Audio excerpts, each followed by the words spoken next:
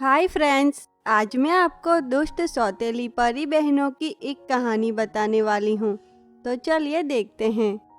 परी लोक में कंचन और सुमेरा नाम की दो सौतेली परी बहनें अपनी माँ सुमन परी के साथ रहती थी।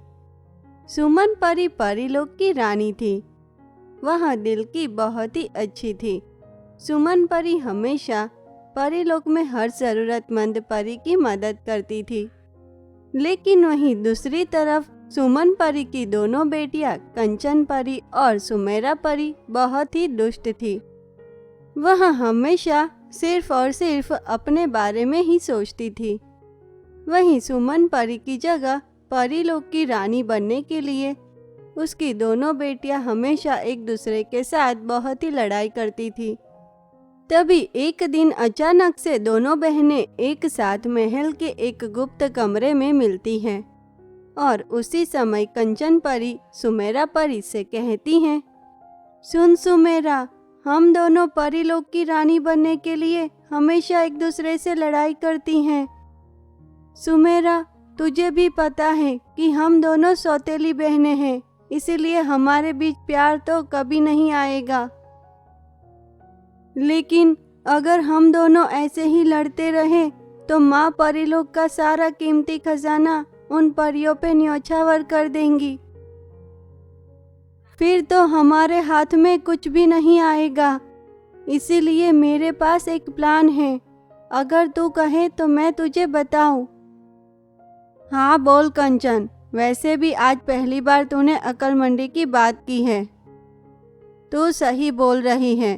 अगर हमें परीलोक पे अपना कब्जा जमाना है तो एक साथ मिलकर ही इस कार्य को अंजाम देना होगा। चल बता, अब तेरा प्लान क्या है? उसके बाद कंचन परी सुमेरा परी के कानों में कुछ कहती हैं, जिसे सुनकर सुमेरा परी तो बहुत ही खुश हो जाती हैं। और फिर तुरंत ही दोनों सौतेली बहनें आज पहली बार साथ मिलकर अपनी माँ सुमन परी के पास जाती हैं। तभी सुमेरा परी कहती हैं, माँ, हम दोनों बहनें हमेशा एक दूसरे से लड़ाई करती रहती हैं, इसीलिए आज से हम दोनों ने फैसला किया है माँ कि अब से हम दोनों एक दूसरे के साथ प्यार से रहेंगे और कभी भी लड़ाई नहीं करेंगे।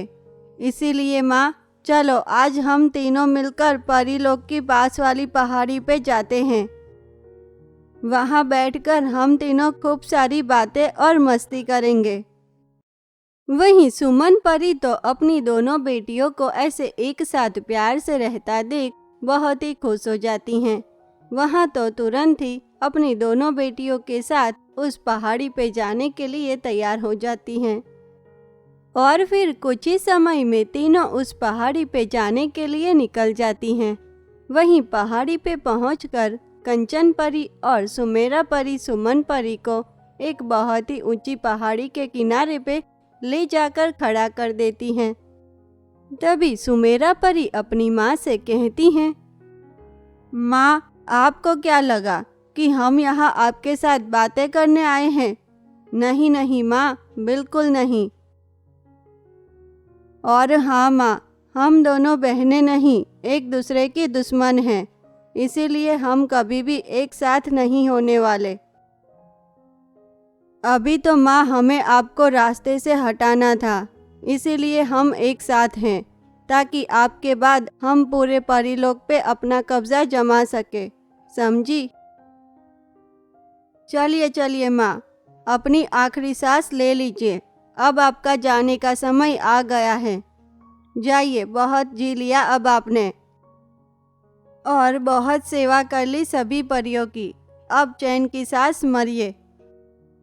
इतना बोलकर सुमेरा परी और कंचन परी अपनी माँ को उस पहाड़ी से गिराने ही वाली होती हैं कि तभी वहाँ परीलोक की कुछ परियां आ जाती हैं, जो सुमन परी को उस पहाड़ी से गिरने से बचा लेती हैं। वहीं सुमन परी तो खुद को मौत की मुंह से बाहर देख चैन की सांस लेती हैं और फिर वह अपनी दोनों बेटियों से कहती हैं, तुम दोनों को अपनी बेटियां बोलने में भी अब मुझे शर्म आती हैं।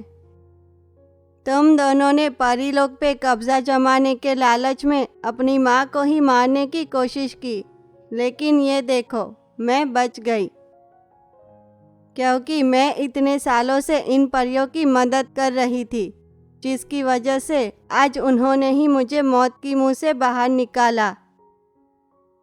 और इसीलिए अब मैं पूरा परीलोक और खजाना भी इन परियों के नाम कर दूंगी।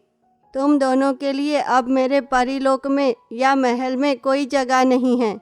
जाओ, चली जाओ यहाँ से। वहीं कंचन परी और सुमेरा परी तो सुमन परी की यह बात सुनकर बहुत ही घबरा जाती हैं और तब उन्हें अपनी गलती का एहसास भी होता है। दोनों सुमन परी से अपनी गलती की माफ़ी मांगती हैं। वहीं यह देखकर वहां खड़ी बाकी परियां सुमन परी को अपनी बेटियों को माफ़ कर देने का बोलती हैं, जिसे सुनकर आखिरकार सुमन परी उन दोनों को माफ़ कर देती हैं और उन्हें परीलोक में रहने की इजाज़त भी देती हैं। वहीं उस दिन के बाद से कंचन परी और सुमेरा परी बहुत ही बदल जाती हैं। दोनों सबके साथ बहुत ही अच्छा बर्ताव करने लगती हैं और एक दूसरे के साथ भी सगी बहनों की तरह रहने लगती हैं। तो दोस्तों, अगर आपको दुष्ट सौतेली परी बहनों की हमारी ये कहानी पसंद आई हो तो हमें कमेंट करके ज़रूर बताना। और हाँ दोस्तों, हमारी इस चैनल को लाइक, शेयर और सब्सक्राइब करना ना भूलें। तो चलिए मिलते हैं ऐसी एक और नई अनोखी कहानी के साथ। तब तक के लिए धन्यवाद।